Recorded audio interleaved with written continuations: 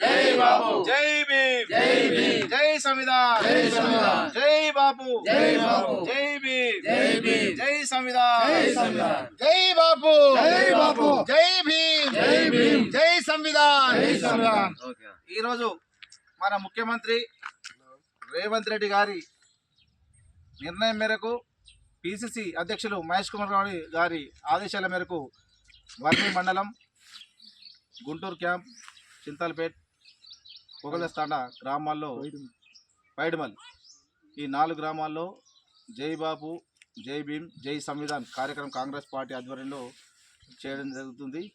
ముఖ్య ఉద్దేశం ఏమిటంటే 1925లో మహాత్మా గాంధీ గారు ఏఐసిసి అధ్యక్షులుగా నియమింపబడి 100 సంవత్సరాలు పూర్తయిన సందర్భంగా బాపు గారు అంటే మన జాతిపిత మహాత్మా గాంధీ గారు దేశం కోసం ప్రాణాలు అర్పించి స్వాతంత్రం ఇచ్చిన వ్యక్తి.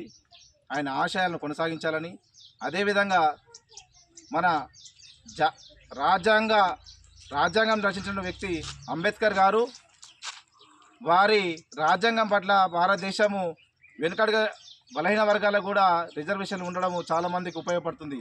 కానీ బీజేపీ ప్రభుత్వము ఈ రాజ్యాంగాన్ని తీసేయడానికి ప్రయత్నాలు చేస్తున్న ఉద్దేశంతో ఇది తీసేయడం కరెక్ట్ కాదు, రాజ్యాంగం ఉండాలి, అంబేద్కర్ ఆశయాలను కొనసాగించాలి, మహాత్మా గాంధీ యొక్క ఆలోచనలతో భారతదేశం ముందుకు పోవాలనే ఉద్దేశంతో ఈ కార్యక్రమాన్ని చేపడతా ఉన్నాం. కాబట్టి ఈ కార్యక్రమంలో పాల్గొనడం పెద్దలందరికీ కాంగ్రెస్ పార్టీ తరఫున ధన్యవాదాలు తెలియజేస్తూ జై భీమ్ జై భీమ్ జై బాబు జై బాపు జై సంవిధాన్ కాంగ్రెస్ పార్టీ జిందాబాద్ కాంగ్రెస్ పార్టీ జిందాబాద్.